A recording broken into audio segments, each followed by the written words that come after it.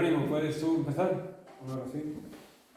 Señor, Padre, gracias, Padre, por habernos traído aquí para usar tu palabra un día más.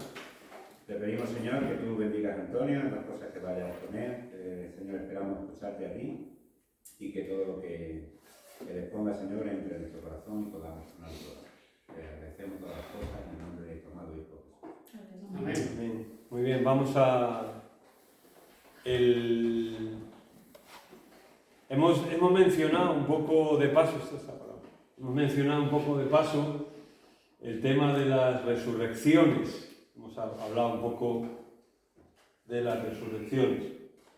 Y bueno, pues un poco la idea es un poco apoyar con algunos textos el tema de las resurrecciones, ¿vale? Para que por lo menos le demos una base bíblica al tema, porque lo hemos tratado así bastante por encima y debemos de... Sí, está, esto está en uno.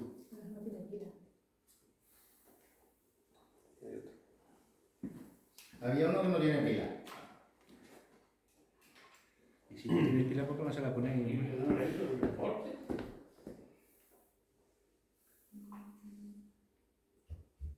Este sí.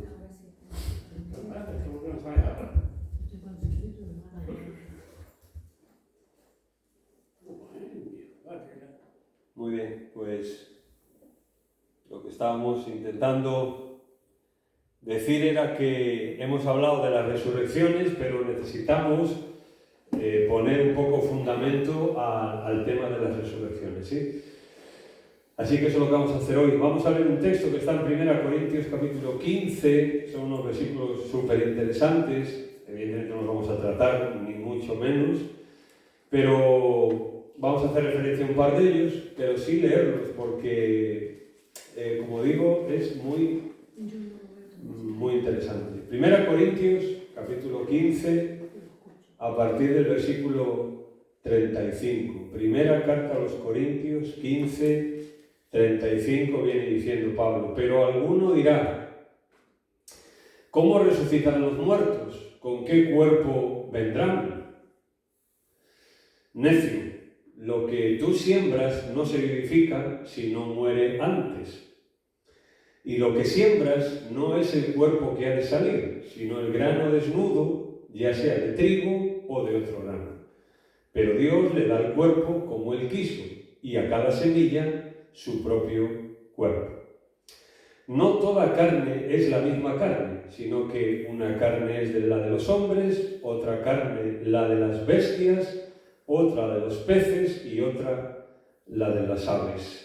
Por cierto, esto lo deberían de leer algunos cristianos, entre comillas, creacionistas, ¿no? Pero bueno, sigamos. Y hay cuerpos celestiales y cuerpos terrenales, pero una es la gloria de los celestiales y otra la de los terrenales.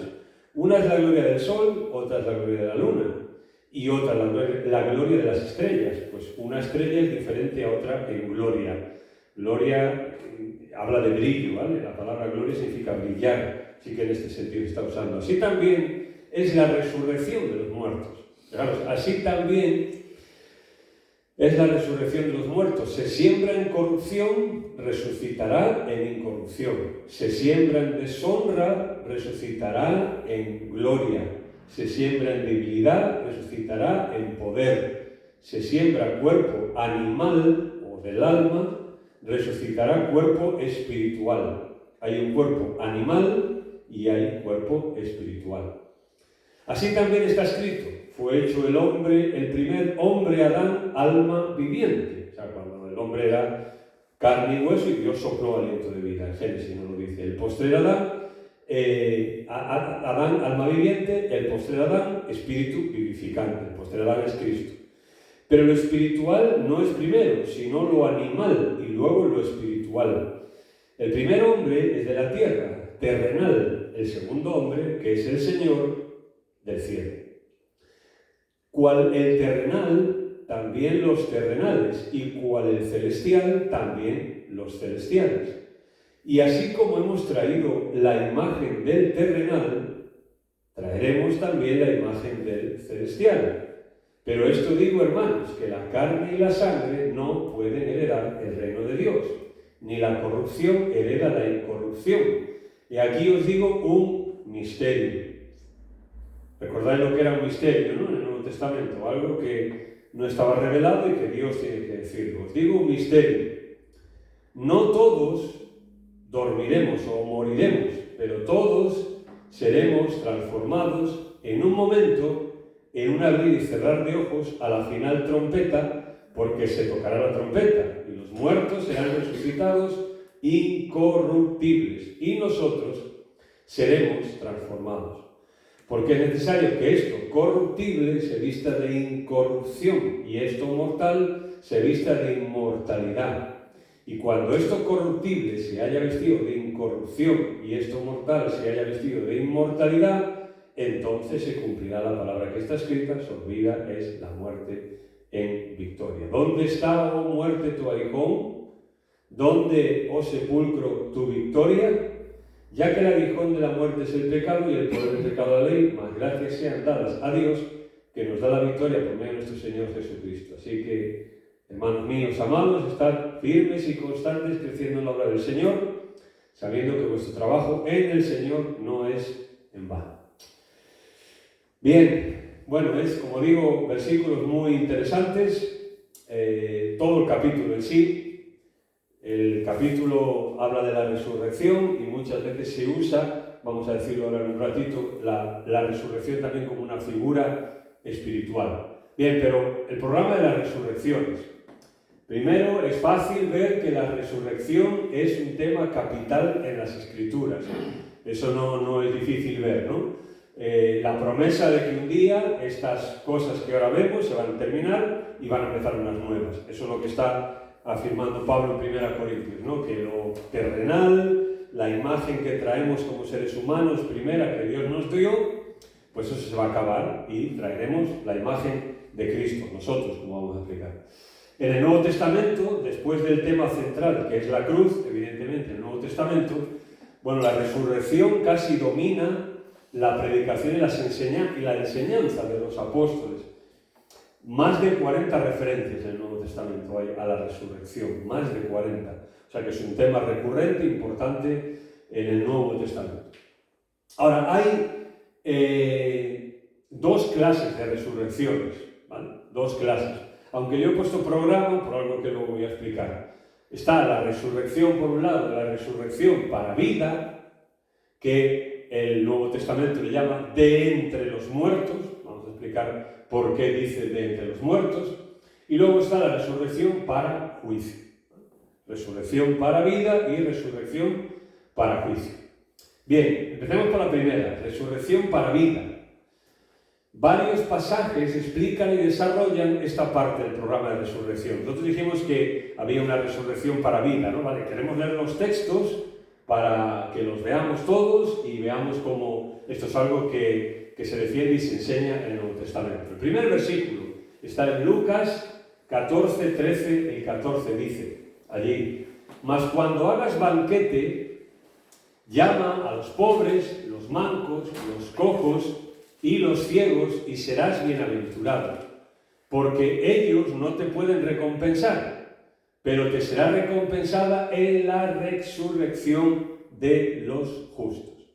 Ahí habla de unas recompensas que hay y dice: mira, haz esto, ellos no te van a poder recompensar, pero un día recibirás una recompensa. Será después de la resurrección de los justos. El segundo texto dice Pablo allí en Filipenses: a fin de conocerle y conocer el poder de su resurrección y la participación de sus padecimientos, llegando a ser semejante a él en su muerte, si en alguna manera llegase a la resurrección. Literalmente, la resurrección de entre los... Pero empezamos una Biblia, ¿sí? No, es que no cogen de pesquero. O coger una Biblia o algo, estáis leyendo el personal todo. No veo... Nada, esto se para y pum. Escúchalo, Jesús, y está, y no pierde onda, escucha. No, si es que no... Hay que darle un botoncito que no... Vale, venga. Vamos a empezar.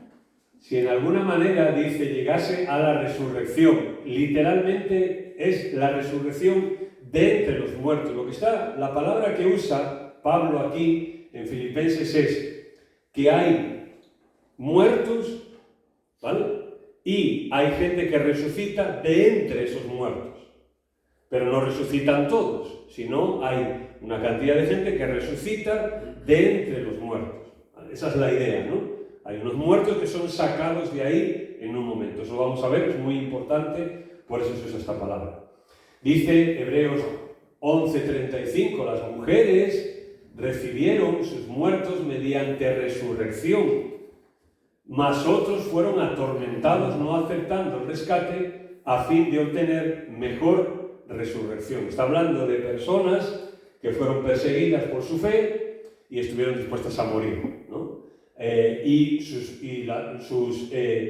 seres queridos, digamos, pues las mujeres, recibieron sus muertos mediante resurrección, ¿no? Pero otros fueron atormentados no aceptando el rescate a fin de obtener una mejor resurrección. Lo que dice es que aunque hubo personas que por su fe tuvieron que morir, pues ellos van a participar de una mejor resurrección. Bien, ya dijimos que Apocalipsis de alguna manera destaca cuando se habla de personas mártires, se destaca la resurrección de esas personas.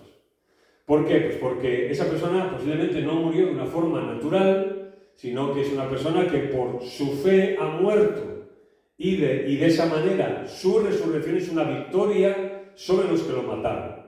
Por ejemplo, cuando habla de los mártires en la tribulación, Apocalipsis nos dice que ellos le han vencido a través de la sangre del Cordero. Aunque el anticristo los ha matado, Satanás los ha asesinado, sin embargo ellos han vencido y han resucitado. Y ahora dice Juan, por ejemplo, 5, este es un versículo famoso: no os maravilléis de esto, porque vendrá la hora cuando todos los que están en los sepulcros oirán su voz, y los que hicieron lo bueno saldrán a resurrección de vida, mas los que hicieron lo malo, no habla de obras, por supuesto, a resurrección de condenación. ¿Vale? Quiero destacar esto. No está diciendo que los que hicieron lo bueno son los que hicieron buenas obras y los que hicieron lo malo son los que hicieron malas obras. No, es una expresión de aquellos que han depositado su fe en Cristo. Por ejemplo, es igual que cuando en los dos primeros capítulos, en los capítulos 2 y 3 de Apocalipsis, nos habla de la iglesia, ¿no? Los mensajes a las iglesias, nos dice el que venciere, al que venciere, al que venciere. Y ahí no es un sinónimo de que hay personas que vencen más que otras, sino al que venciere, en Apocalipsis 2 y 3, es un sinónimo de aquellos que han dado su vida al Señor. Y ellos se pueden considerar, por supuesto, vencedores, es en ese sentido, ¿eh? O sea que oirán su voz y los que hicieron lo bueno saldrán a resurrección de vida. No quiere decir que esos son en sí más buenos que los otros, sino si seguimos la enseñanza de la Biblia, ¿cuántos buenos hay? Ninguno. O sea, entendemos, ¿no? La expresión. Vale. Apocalipsis 20, ya lo vimos, este versículo: bienaventurado y santo el que tiene parte en la primera resurrección. La segunda muerte no tiene potestad sobre estos, sino que serán sacerdotes de Dios y de Cristo y reinarán con él 1000 años. Bien, en la Biblia habla de que hay, así como hay dos nacimientos, ¿no? El que naces de carne y sangre, o sea, de tus padres, y naces también un nacimiento espiritual. También la muerte tiene esas dos connotaciones: hay una muerte física y hay una muerte también espiritual, ¿no? Eso es muerte. ¿Qué significa? Pues muerte significa separación. Así que cuando habla de la muerte segunda, lo que está hablando es que son personas que están separadas de Dios, punto, ¿no? Yo siempre lo digo, ¿no? Que cuando hablamos del infierno, por ejemplo, nosotros en las iglesias cogemos mucho, en las iglesias evangélicas, ¿no? El concepto católico del infierno, ¿no? Es un sitio ahí que hay una caldera y que están los demonios ahí echando carbón y que no sé qué y no sé cuánto, ¿no? Pero Jesús y el Nuevo Testamento coge algunas figuras para hablar de que, bueno, de que es un lugar desagradable, que es un lugar de castigo. Pero creo que siempre he dicho que la mejor definición del infierno la da Pedro cuando dice que hay ciertas personas, dice que estarán excluidos de la presencia de Dios. Yo creo que eso es el infierno, ¿no? Estar excluido de la presencia de Dios, como quiera que sea eso. Bien, ahora, por ejemplo, hacemos un resumen de esto, ¿no?, que hemos visto. Estas referencias nos indican que hay un programa al que se le llama la resurrección de los justos, la resurrección de los justos. Entendemos esto también, ¿no? Que quiere decir la resurrección de los justificados. O sea, no, de nuevo, no quiere decir que haya personas que por su justicia van a ser resucitados, no. O sea, es personas que han sido declaradas justas a través de la muerte de Jesús. Bien, resurrección de los justos. Resurrección de entre los muertos, o sea, de los demás muertos, de entre, sacados de ahí. Una mejor resurrección también, la resurrección de vida o para vida. Y primera resurrección. En 1 Corintios 15 se habla de esta primera resurrección, donde Pablo dice que cada uno a su debido orden, ¿no? Por eso se habla como una primera resurrección, porque esos que resucitan con un orden, que ahora vamos a ver después. Bien, así que estos versículos lo que nos sugieren es una separación de una parte de los que están muertos con los otros. Además, si Apocalipsis nos dice que los justos son levantados 1000 años antes que los demás, pues es lógico llamarle resurrección de entre los muertos. Es decir, Cristo resucita, la Iglesia en un momento dado es arrebatada y los muertos en Cristo resucitan primero, pero es la Iglesia solo, pero luego luego después cuando son todos resucitados, bien sea en el arrebatamiento, que son unos años antes, o bien sea después, los que no participan de la resurrección de vida, resucitan después del milenio. Quiere decir que hay una separación por lo menos de 1000 años, vamos a poner, entre la resurrección de los justos y la otra resurrección. Por eso es coherente decir que es una resurrección de entre los muertos, porque los demás siguen muertos al menos durante 1000 años, sus cuerpos. Pero el resto de los muertos, como estamos diciendo, se queda. Pero la resurrección se aplica a ambos grupos, pues todos son levantados. No solamente aquellos que creen en Cristo serán resucitados un día, serán resucitados todos serán resucitados. Resurrección de entre los muertos no aparece para los no creyentes. Es decir, así como para cuando habla de la resurrección de los justos, sí el matiz es que es de entre los muertos, cuando habla de, al final del milenio, de la resurrección de los demás, no dice de entre los muertos, sino simplemente resurrección, porque ya no queda nadie, ¿no? O sea, que tiene sentido también. Vale. Se usa 49 veces en la Biblia, en el Nuevo Testamento, la palabra resurrección, 49 veces. Mirad, por ejemplo, 34 es para la resurrección de Cristo, 34 veces. 3 para Juan, el Bautista, que Herodes pensaba que había resucitado. 3 para la resurrección de Lázaro, aunque como dijimos, técnicamente no fue una resurrección porque él volvió a morir. 6 figuradamente para hablar espiritualmente del cambio, digamos, espiritualmente del pecado a la nueva vida. O sea, el Nuevo Testamento, cuando habla de la conversión en algunos momentos, en Romanos 6 y otros pasajes, son 6 veces que aparece, lo habla de una forma figurada. Es decir, así como un cuerpo lo que está es, digamos, muerto y sin vida y podrido, digamos, ¿no?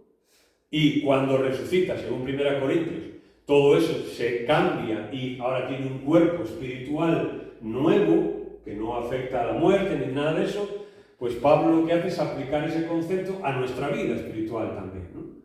Recordáis Efesios, ¿no? Cuando dice, cuando estabais muertos en vuestros delitos y pecados, Él os dio vida juntamente con Él.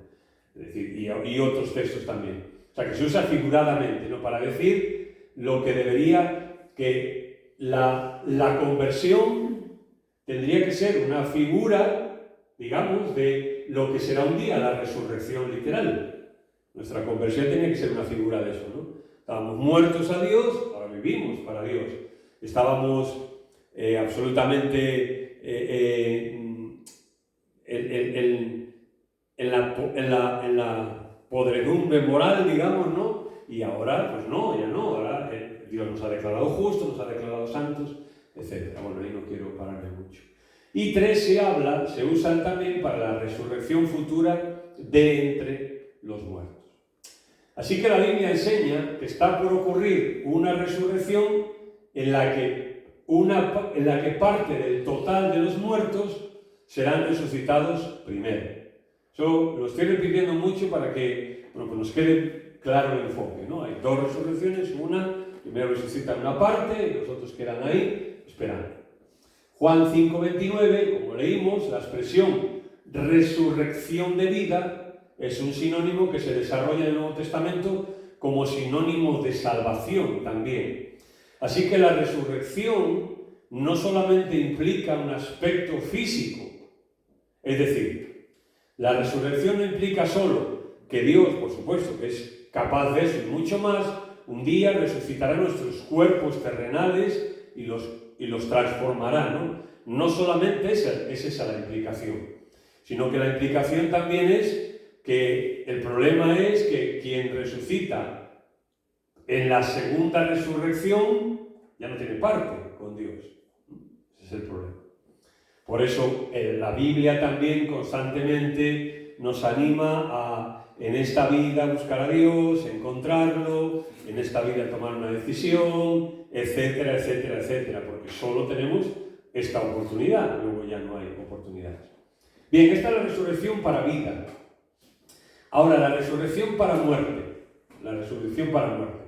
La Biblia también nos habla de que otra parte del programa de la resurrección es para juicio. Por eso yo usé al principio como el tema el programa de las resurrecciones, ¿no? Porque más que resurrecciones sueltas, realmente lo que es un programa que Dios tiene donde Él va resucitando a las personas según Él ha decidido y por el orden que Él ha decidido. Por eso decimos un programa, ¿no? Igual que cuando tú tienes que presentar un programa, pues se supone que tienes que empezar por el primer punto, luego el segundo, luego el tercero. Lo sabrá. Quien en vez de le pone el número 1 bienvenida, pues empiezan por donde sea, pero lo normal es, si hay un programa, pues seguirlo. Aclaración. Quiero aclarar esto, ¿no? Porque cuando hablamos, ¿no?, de una resurrección para juicio, claro, esto puede sonar no muy bien, ¿no?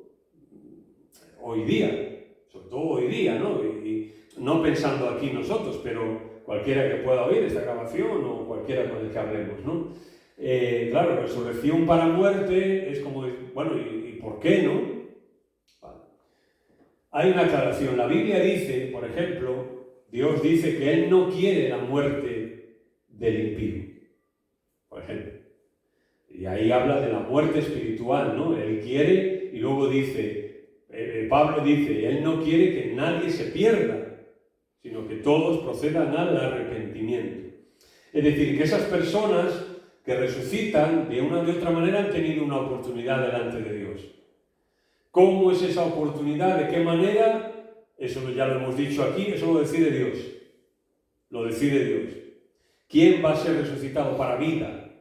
¿Y quién va a ser resucitado para muerte? Es Dios quien lo decide. Nosotros, eso no lo podemos controlar, evidentemente. Yo no puedo juzgar eso. Ahora, ¿qué tengo que hacer? Pues lo que me manda la Biblia, ¿no? La Biblia, por ejemplo, el Antiguo Testamento, me manda que yo tengo que ser una atalaya y que si yo no le aviso a las personas del peligro que tienen, las personas que tengo cerca, se supone, ¿no? O con las que en un momento dado puedo, ¿no? Pues yo tengo que avisarles para que cuando venga lo que tenga que venirle, yo no sea responsable de lo que le ocurrió. Ahora, lo que Ezequiel dice, pero si tú no lo avisas, pues tú también vas a tener, no que vayas a perder, pero tú también vas a tener un delito porque no le has avisado a esa persona, ¿no? Y en el Nuevo Testamento, pues lo que tenemos es la conclusión de todo el mensaje del Antiguo Testamento, ¿no? ¿A qué apunta todo el Antiguo Testamento? A Cristo. A que Él es el camino, la verdad y la vida. Y nadie viene al Padre si no es por Él. a que de tal manera amó Dios al mundo que ha dado a su Hijo único para que todo aquel que en él cree no se pierda, sino que tenga vida eterna. Porque no he venido a juzgar al mundo, sino a que el mundo sea salvo por él. Vale, eso es lo que yo tengo que predicar. O sea, yo no puedo predicar a una persona, mira, bueno, yo no sé si tú vas a salvarte o no. Eso ya Dios lo decidirá. Eso, yo no puedo predicarle eso a una persona, ¿no? Lo que tengo que predicarle es que si se quiere salvar, tiene que creer en Cristo. Eso es hasta donde yo llego, es lo que tengo que hacer, ¿no? ¿Cómo Dios usará eso? Yo no lo sé. ¿Sobre qué base Dios va a juzgar a todas las personas? Lo que está claro es que Dios es justo. Y lo que está claro es que en la carta en la columna vertebral del Nuevo Testamento, el libro de Romanos, nos dice que nadie tendrá excusa delante de Dios. Nadie. Y eso posiblemente nosotros no lleguemos a comprenderlo. Yo no llego a comprenderlo, ¿vale? Porque algunas personas aquí podrían decir, bueno, ¿y si alguien? ¿Y si no hay qué? Lo típico, ¿no? De siempre, ¿no? ¿Y si...? No, yo tengo que pensar lo que me dice la Biblia. Dice, oh hombre, eres inexcusable delante de Dios. ¿Qué criterio va a usar Dios? Yo no sé. Yo sé el criterio que Él me ha dado aquí, que soy responsable de compartir las buenas noticias, ¿no? Es lo que Pablo hace. Pablo dice, nosotros hemos recibido este evangelio, que Cristo vino, murió y resucitó por nosotros. Punto. Y ahora cada uno, eso es lo que hace Pablo. Bien. Quería hacer esta aclaración porque, en fin, creo que sería bueno. Veamos algunos textos de esta resurrección para muerte. Dice, lo leímos, ¿no? Pero los que hicieron lo malo resucitarán la resurrección de condenación. Bien, los que hicieron lo malo, por ejemplo, hasta donde nosotros llegamos, ¿qué pecado nos dice el Nuevo Testamento que condena a una persona? No creer en el Espíritu Santo. No creer en Cristo. Ese es el pecado que condena a una persona. Porque todos los demás están cubiertos por la sangre de Cristo. Pero si tú no crees en ese sacrificio, pues claro, eso te condena, porque es la única forma. Es como, o sea, Jesús dice, yo soy la puerta. El que por mí entrare será salvo. Ya está. El que vaya por otra puerta, pues no va a ir con él. No, es que yo no. Por eso antes decía, ¿no? Los que hicieron lo malo a resurrección de condenación. Ese hacer lo malo, parte de sus vidas, lo que indica esto, ¿no? El que no han creído en Cristo. Por tanto, pues en general sus vidas, pues tampoco pues dejan mucho que desear, ¿no? Las vidas de aquellos que no han creído en Cristo. Pues también las nuestras. Yo no estoy hablando de esta persona, pero si hablamos de que nuestras vidas también dejan mucho que desear, pues tampoco estamos diciendo ningún disparate. Pero eso es harina de otro costal. Dice Apocalipsis, pero los otros muertos no volvieron a vivir hasta que se cumplieron 1000 años, lo que decíamos antes, ¿no? Resucitan la Iglesia, los santos del Antiguo Testamento, y ahora hasta que resucitan todos los demás, pues pasan 1000 años. O sea, durante todo el milenio ellos van a estar esperando esa resurrección. Apocalipsis 20, 11 y 13, que los veremos. Y vi un gran trono blanco y al que estaba sentado en él, de delante del cual huyeron la tierra y el cielo y ningún lugar se encontró para ellos. Y vi a los muertos, grandes y pequeños, ante Dios, de pie ante Dios. El mar entregó los muertos que había en él y la muerte física, consecuencia del pecado, y el Hades, en lugar de los muertos, entregaron los muertos que había en ellos. Después del milenio hay un juicio en los que los demás que se han quedado tendrán que resucitar y ponerse en pie ante Dios y dar cuenta ante Dios. Pero este tema lo trataremos cuando lleguemos. Bien, por ejemplo, si recordáis en la parábola de Lucas 16, ¿no? Cuando el rico y el Lázaro, ¿vale? El rico y Lázaro, pues uno es llevado al seno de Abraham y el otro pues es sepultado, o sea, en el Hades, en Seol, en la tumba, ¿no? Y ahí lo que hace la diferencia es que aquel que muere siendo una persona justa delante de Dios, o que Dios considera que es justa, esa persona, Antiguo Testamento estamos hablando aquí, ¿vale, Lucas?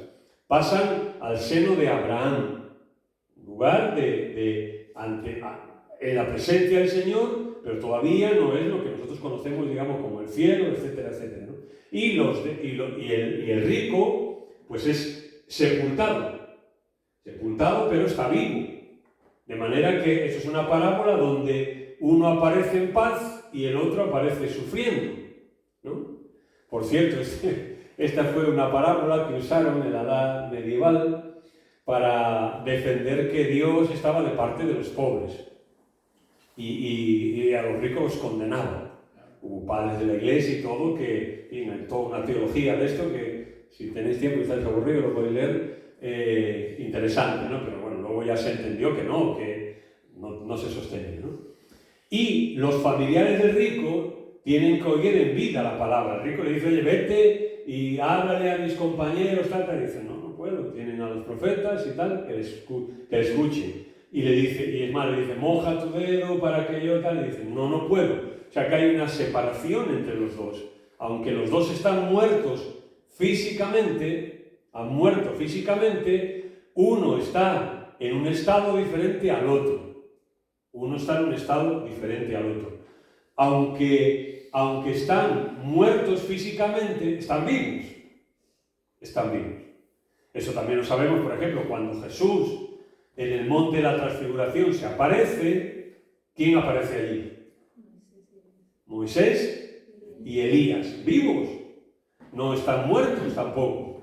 Han muerto hace muchos siglos, pero sin embargo aparecen ahí vivos. Muertos físicamente, pero aparecen vivos. Aparecen vivos allí, a que son identificables. Así que queríamos hacer esta aclaración también, ¿no? Hasta que todos los muertos resuciten, bien sea ahora mismo los que están en Cristo o los que han muerto sin Cristo, aunque han muerto físicamente, están vivos. ¿Vale? Por ejemplo, ahora mismo, en esta época, aquellos que han creído en Cristo, dice Pablo, están ausentes del cuerpo y presentes en el Señor. No nos explica más, pero sí nos dice que están presentes ante el Señor. No sabemos cómo, porque también es verdad que luego la Iglesia, hasta que no es arrebatada la Iglesia, no es presentada como esa Iglesia gloriosa ante el Señor. Así que tampoco lo sabemos. Sí, están aquellos que han muerto, familiares nuestros, amigos, hermanos, están presentes en el Señor. ¿Cómo? No lo sabemos, pero sí, evidentemente están disfrutando ya de la antesala de todo lo que vendrá, está claro. Y aquellos que han muerto sin el Señor, pues evidentemente están muertos físicamente y esperando también pues ese momento en el que tendrán que ser juzgados. Posiblemente no será lo mismo, porque esas personas, como dijimos antes, están excluidas de la presencia de Dios. El apóstol Pablo nos da un bosquejo de los eventos del programa de la resurrección en 1 Corintios 15, a partir del versículo 22. 15, 22, los leemos. 1 Corintios 15, 22. Buscamos ahí. 1 Corintios 15, 22. Dice, porque así como en Adán todos mueren, Adán está hablando evidentemente de la condición como pecadores, ¿no? Nosotros en Adán somos pecadores, ¿no? Porque así como en Adán todos mueren, también en Cristo todos serán vivificados. Pero cada uno a su debido orden. Cristo, las primicias, primero Cristo. Luego, los que son de Cristo en su venida. Los que son de Cristo en su venida. Luego, el fin. Cuando entregue el reino al Dios y Padre, cuando haya suprimido todo dominio, toda autoridad y potencia, porque preciso es que Él reine hasta que haya puesto a todos sus enemigos por estrado de sus pies, y el postrer enemigo que será destruido es la muerte. Es la muerte. Bien, cada uno a su debido orden muestra, como dijimos antes, una división en el programa de la resurrección, una división. Es más, la idea de orden, cuando dice cada uno a su debido orden, es una palabra griega que es una metáfora militar. Es como que está diciendo, hay un desfile. La idea es que hay un desfile. Un desfile, lo que se caracteriza al ejército es el orden, ¿no? Y todos van en su lugar, caminando como tienen que caminar, primero quien sea, yo no tengo ni idea de quién iría primero, y bueno, hasta la cabra que va, no, la cabra va al principio, ¿no? En la legión, creo. Bueno, iba a decir la cabra que va al final, pero bien. La idea es que los muertos en las resurrecciones desfilan ordenadamente cuando a cada uno le toque. Cada uno a su debido orden. O sea, todos están ordenados, posicionados, y cuando llegue el momento, resucitarán. El primero, evidentemente, es Cristo. Cristo es el primero. Las primicias, cuando las primicias habla de que primero sale, pues tú si tienes un campo o siembras lo que sea, primero pues te sale el primer fruto, ¿no? Y eso asegura más o menos que ahora viene toda la cosecha, ¿no? Esa es la idea. Bien, así que Cristo es el primero. No vamos a hablar de la resurrección de Cristo, ¿no? Ya sabemos que su resurrección dio cobertura a todo lo que Él dijo, que iba a ocurrir, a todo quién era, etcétera, etcétera, etcétera.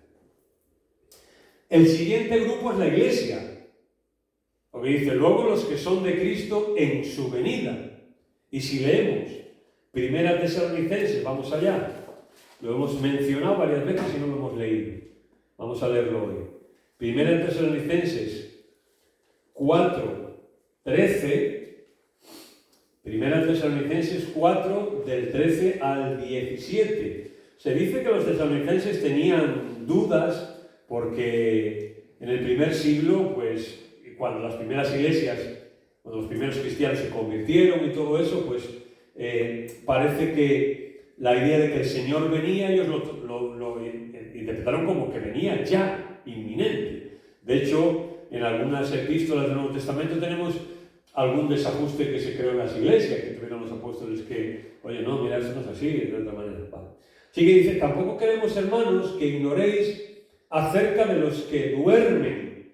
Bien, la palabra aquí dormir es un eufemismo, ¿no? Para hablar de muerte. Pero Pablo escoge, bueno, el Señor escoge esta palabra para suavizar un poco la muerte de aquellos que han creído en Cristo, ¿no? Aunque es verdad que físicamente han muerto, pero duermen. Para que no os entristezcáis como los otros que no tienen esperanza. Porque si creemos que Jesús murió y resucitó, ahí están las primicias, así también traerá Dios con Jesús a los que durmieron en Él. Como dijo en 1 Corintios. Primero Cristo, en las primicias, y luego los que son de Cristo en su venida. Bien, y ahora dice, por lo cual os decimos esto en palabra del Señor, que nosotros que vivimos, que habremos quedado hasta la venida del Señor, no precederemos a los que durmieron. No nos adelantaremos a los que durmieron, porque aquí es un desfile, cada uno está en su debido orden. Porque el Señor mismo con voz de mando, con voz de arcángel y con trompeta de Dios descenderá del cielo, y los muertos en Cristo resucitarán primero, luego nosotros los que vivimos. Bien, este luego aquí no indica posiblemente un espacio de tiempo, porque esto es instantáneo. Los que están en Cristo resucitan y en el mismo momento nosotros resucitamos. Pero como tiene que haber un orden, pues por eso Pablo lo especifica así. Primero los muertos en Cristo resucitan y luego nosotros. Pero pensar que los muertos en Cristo y nosotros somos los mismos. O sea, los mismos en el sentido de que pertenecemos al mismo grupo. Tanto los muertos en Cristo como nosotros somos la Iglesia. Parece más como una definición del orden. Exactamente. Que está sucediendo. Exactamente. O sea, somos los mismos. Los muertos en Cristo y nosotros que vivimos somos la Iglesia. Y la iglesia se presenta como una. No, bueno, primero va una tanda, ahora otra. No, o sea, la iglesia va junta, ¿no? Y por eso, pero siendo fiel a la idea que la Biblia habla, primero unos, luego otros. Los que hayamos quedado, seremos, luego nosotros los que vivimos, los que hayamos quedado, seremos arrebatados juntamente con ellos en las nubes para recibirlos en el aire, y así estaremos siempre con el Señor, ¿vale? No usa seremos resucitados nosotros, sino arrebatados, o sea, arrebatados. Porque no vamos a morir físicamente, seremos transformados. Yo no te sé explicar eso, no sé si alguien lo sabría explicar. Claro, porque, si cogemos 1 Corintios 15, esto no puede heredar el reino de Dios, así que tiene que ser transformado, y si esto es transformado, pues tendré que morir, no sé, o sea, me es un poco complicado de poder entenderlo. Pero lo que está claro es que Dios sabe cómo lo hará. Lo que está claro es que sí, nosotros estamos vivos, no morimos y luego resucitamos, sino seremos transformados. Y en eso se incluye que nuestro cuerpo, como leímos en 1 Corintios 15, no puede heredar el reino de Dios. La carne y la sangre no puede heredar el reino de Dios. Así que en ese momento, para Dios no es difícil, evidentemente. Para mí sí, porque me hago muchas preguntas y a veces me lío yo solo. Pero para Dios no hace falta. O sea, si así lo dice, así ocurrirá. Punto. Solamente quería dar un matiz de esto, ¿no? Y dice, y estaremos siempre con el Señor. Bien, así que ese es el siguiente grupo. El siguiente, o sea, 1 Tesalonicenses 4, del 13 al 17, los descarta por muertos en Cristo, y está claro que en Israel, bueno, vale, aquí me he colado yo, no he puesto, vale. Israel, vamos a pensar en Israel, ¿vale? Cristo, los que son de Cristo segundo, ahora pensemos en Israel. Bueno, si pensamos en Israel, 1 Tesalonicenses 4, el 13 al 17 los descarta en el arrebatamiento. ¿Por qué? Porque dice los muertos en Cristo.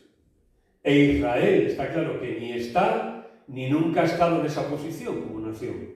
Israel rechazó al Mesías como nación. Dijo, no queremos que reine sobre nosotros. Ya tenemos un rey, César. Y dijeron, bueno, pero es que os puede caer encima igual, que su sangre sea sobre nosotros. Ya está. Por cierto, Israel como nación, eso no quiere decir que desde que Jesús murió hasta hoy, 2021 años, eso no quiere decir que aquellos que son judíos hoy y creen en Cristo, esos son iglesia también, ¿no? Además de ser pueblo de Dios, Israel, con el que Dios tiene un plan, pero también son iglesia, porque iglesias son, como hemos visto, los que son de Cristo, los muertos en Cristo. Así que los muertos en Cristo, la iglesia, da igual que seas israelita, español, que chino, da igual. La idea es que es Cristo. Bien. Así que 1 Tesalonicenses 4, lo que se suele pensar básicamente todo el mundo es que están descartados aquí. Además, la iglesia, como leímos en 1 Corintios, es un misterio que concluirá con la venida de Cristo y la resurrección para empezar con Israel. O sea, la iglesia termina cuando Cristo venga por su iglesia. El programa de la iglesia, me refiero, termina. Ya no hay un trato de Dios con la iglesia aquí. La iglesia es arrebatada. Y aquí ya no queda la iglesia. Aquí lo que queda ahora lo que quedará es el pueblo de Israel, con el cual Dios sí tiene un propósito. Ahora, aclaramos, eso no quiere decir tampoco que aquellos que durante la gran tribulación se conviertan a Cristo no sean iglesias, sí son iglesias. ¿Por qué lo sabemos? Porque nos lo dice Apocalipsis 20, que cuando el Señor viene en su segunda venida, son resucitados aquellos que murieron durante la gran tribulación por la palabra de Dios y por el testimonio y por no haber querido someterse a la bestia ni haber recibido su marca. Y si fueron vivificados y reinaron con Cristo 1000 años. O sea que aquellos que son asesinados, muertos durante la gran tribulación, son parte de la iglesia también. Y en el momento que mueren, van a la presencia del Señor. Lo mismo, igual. Mueren, inmediatamente van a la presencia del Señor. Su cuerpo se queda aquí, pero su ser va con el Señor, ¿no? Y después de la gran tribulación, su cuerpo es resucitado, ¿no? Y ahí está, y aparece vivos otra vez. Daniel 12:2 nos dice que la resurrección de Israel sucederá en aquel tiempo. Si leemos allí con detenimiento, debe ser el que narran los últimos eventos de la semana 70. O sea, habla de que el tiempo de angustia para Jacob, no sé qué, no sé cuánto, y luego dice, resucitarán en aquel tiempo, ¿no? Así que lo que solemos pensar es que después de que Cristo viene, antes de empezar el milenio, aquellos que han muerto, todos los santos que suele llamar del Antiguo Testamento, son resucitados. Hebreos también nos habla de eso, ¿no? De quienes se han acercado al monte Sión, y habla de ciertos grupos y habla también de ellos. Así que aquellos que Dios, de nuevo, considera justos ante Él, un día serán resucitados después de la segunda venida, antes de que empiece el milenio. ¿Quiénes? Bueno, pues aquel, por ejemplo, pues ponemos un ejemplo, ¿no? Abraham. Abraham dice que creyó a Dios y le fue contado por justicia. Moisés dice que se sostuvo como viendo al invisible. ¿Cómo se salvaban en el Antiguo Testamento? Bueno, ahí está todo el sistema de sacrificios que había, todo el sistema de sacrificios que apuntaba a Cristo. Ellos se salvaban por fe también. Ellos se salvaban por fe. De tal manera que, esto ya lo hemos mencionado, cuando Juan el Bautista ve a Jesús, ahí podemos ver el nivel de conocimiento que una persona judía podía tener de todo el sistema y a qué apuntaba. Porque Juan, cuando ve a Jesús, dice, este es el Cordero de Dios que quita el pecado del mundo. Ellos sabían que los sacrificios eran toda una escuela didáctica, todo era una pedagogía para que ellos pensaran que un día vendría aquel Salvador, aquel Mesías, del cual el Antiguo Testamento habla mucho. Es más, hay libros históricos que nos hablan de que en el momento en que Jesús vino, había una expectativa, bueno, Dios permitió eso, ¿no? Pero había una expectativa mesiánica sin precedentes cuando Jesús vino. En el pueblo de Israel no había esa expectativa. Bien, así que, resumiendo, el orden del programa de Dios en las resurrecciones sería el siguiente. Primero, la resurrección de Cristo como el principio del programa de la resurrección. Ha resucitado Cristo ya hace 2000 años, todavía no ha resucitado nadie más, en las primicias. Segundo grupo, los santos de la era de la Iglesia en el arrebatamiento. Resurrección. Cuando lleguemos al capítulo 22, seguro que nos acordaremos, pienso, hablaremos que una resurrección literal tiene mucho sentido. Por el orden que luego vamos a ver. Y tiene mucho sentido porque para que el propósito original de Dios se pueda cumplir tal y como Dios lo estableció con Adán y Eva, es necesaria la resurrección. Es necesaria. Y veremos por qué. Tercero, la resurrección de los santos durante el periodo de la gran tribulación. Ya hemos hablado de esto. Cuarto, entendemos la resurrección de los santos del Antiguo Testamento en la segunda venida de Cristo a la tierra. Quinto, la resurrección de los muertos no salvados. Es decir, lo que dijimos, ¿no? Resurrección para vida, resurrección para muerte.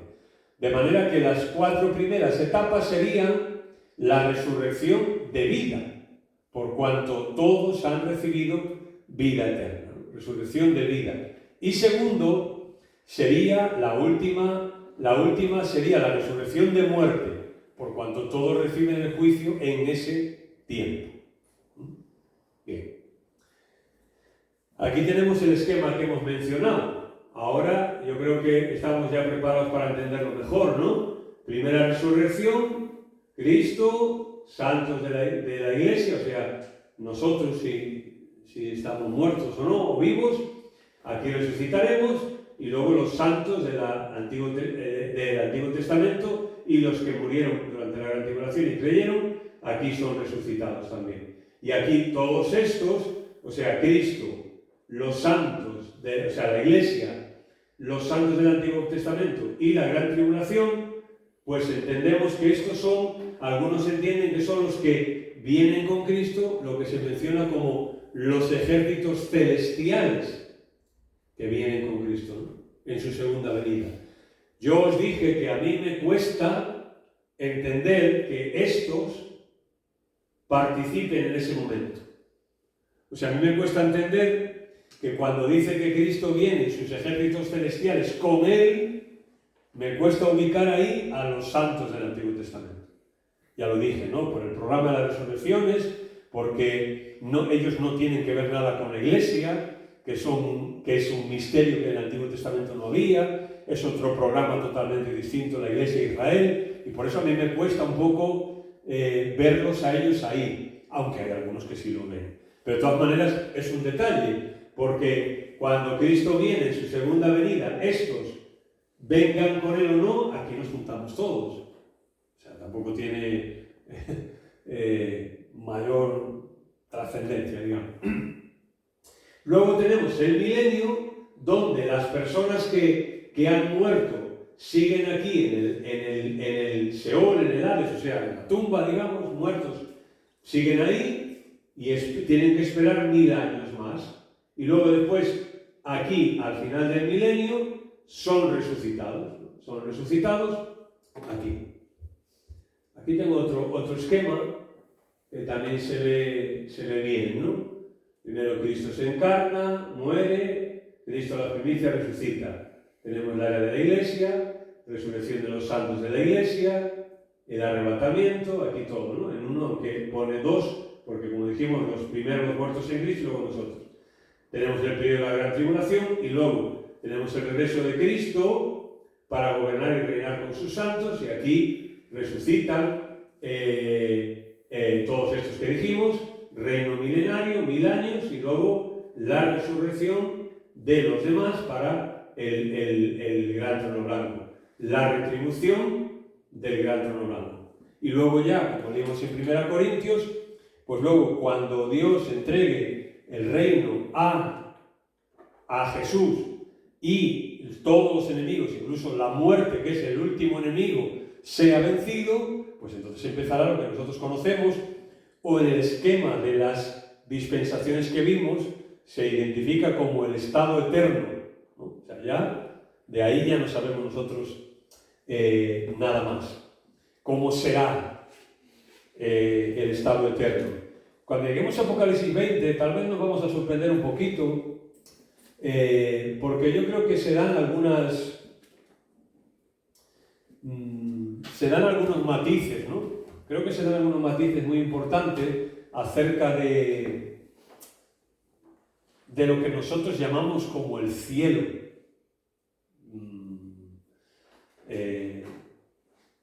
Nosotros llamamos cielo, ¿no? Y creo que hay algunos matices importantes que tenemos que ver y profundizar, porque tal vez no se parezca mucho a lo que nos han dicho siempre. O a lo que cuando uno va y ve cuadros y cosas de estas, o las películas de antes, ¿no? Que ahora ya no sacan películas del cielo, por supuesto, pero antes sí, ¿no? Sacaban escenas del cielo, y pues había una imagen que a lo mejor cuando vayamos a Apocalipsis 22 y veamos aquí lo más parecido a lo que nosotros podemos entender por cielo, pues a lo mejor no se parece mucho a lo que nosotros podemos a veces entender. Bueno, nosotros, sobre todo las especulaciones que se han hecho a veces, ¿no? Que a lo mejor no tiene mucho que ver. Pero bueno, eso lo veremos más adelante. Bien, 2 o 3 minutos. ¿Alguna pregunta? 2. Venga, dispara. En cuanto al cielo dice que ningún ojo ni ha llegado a los pensamientos de lo que Dios tiene preparado, por tanto, mejor que cualquier cosa que pensemos nosotros será seguro. Sí. Y en cuanto hablas tú acerca de cómo en el infierno tiene aquello, cuando la palabra de Dios dice que los arrojó al lago de fuego. Pena, ¿no? Pena. Sí, pero esos son imágenes, Jesús, son imágenes que el Señor usó haciendo referencia a unos sitios físicos que había afuera de Jerusalén, donde echaban la basura, donde ardía, siempre donde era una llama eterna y que no sé. Y son figuras, ¿no?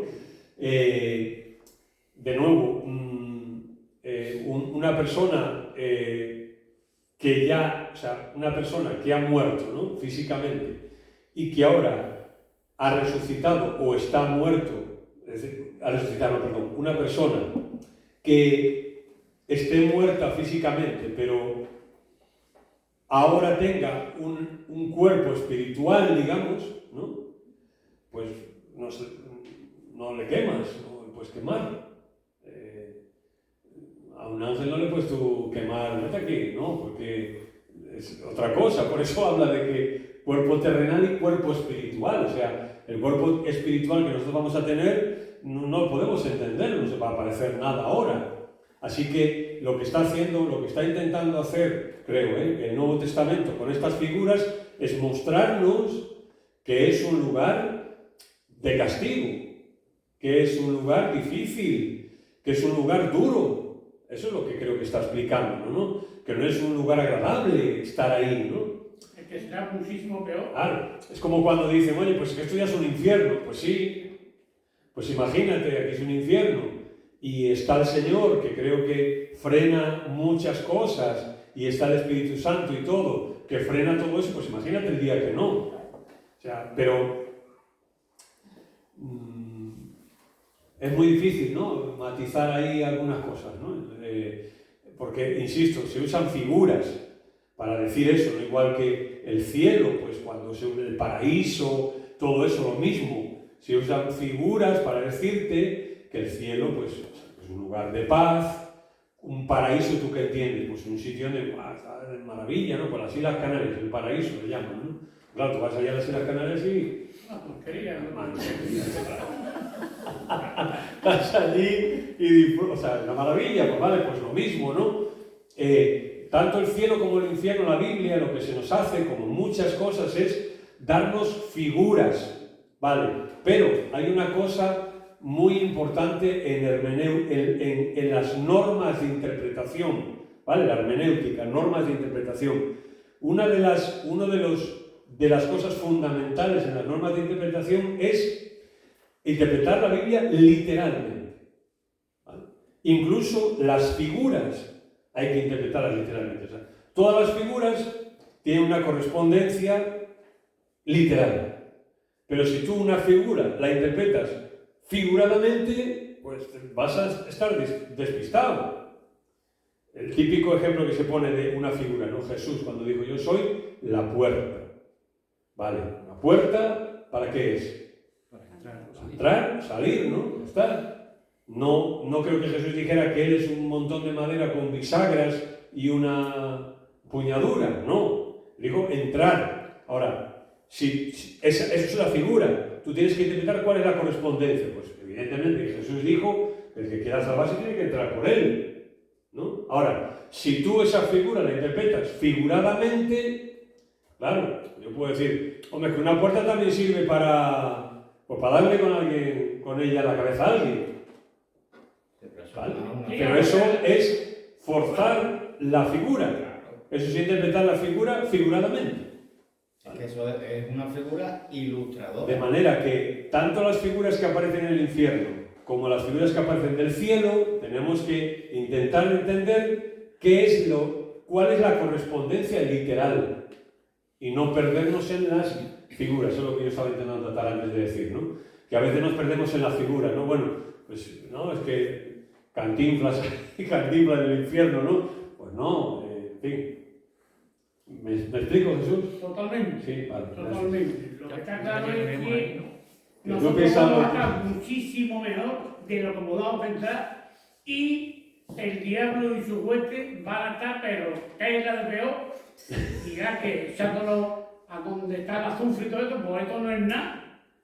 No, a ver, con eso estoy de acuerdo porque, por ejemplo, el libro de Hebreos dice, refiriéndose a Abraham, cuando habla de lo que él, como él creyó en Dios y como todo lo que hizo Abraham, y el texto dice, Dios no se avergüenza de llamarse Dios de ellos, porque les ha preparado una ciudad, ¿no? Yo siempre digo ahí que es como que está diciendo, Dios nos ha prometido algo, ¿no? Y cuando veamos eso, pues vamos a decir, mereció la pena.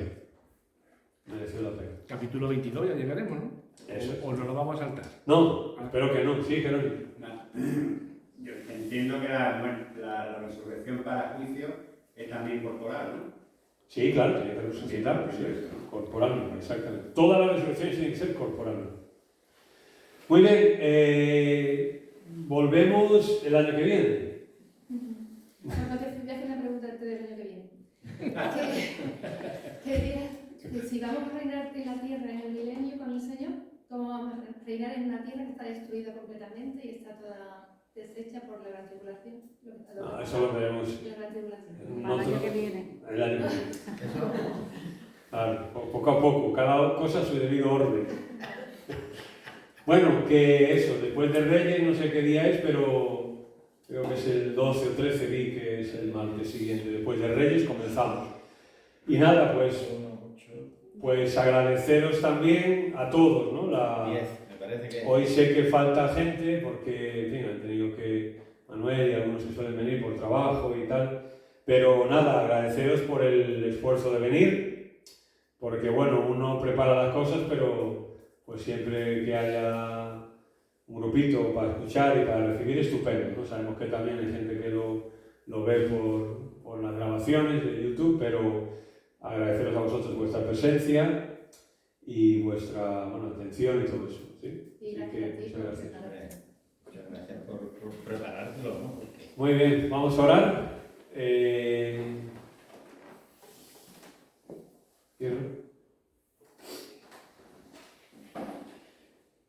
Gracias, Señor, por todo, por un día más que podemos estar aquí, Señor, abriendo tu palabra y escuchando de ti, Señor. Te quiero pedir, Señor, que tú nos bendigas, Señor, que nos hagas también comprender todas estas cosas que estamos viendo de Apocalipsis, Señor, de tantas cosas que van a venir, Señor, y tantas cosas que tenemos que aprender, Señor, y comprender también para aplicarlo en nuestra vida, Señor, y también para predicar tu palabra. Te quiero pedir que tú nos despidas, Señor, con tu bendición, hasta el próximo día que nos reunamos. En nombre de tu amado. Amén. Martes 10 de enero.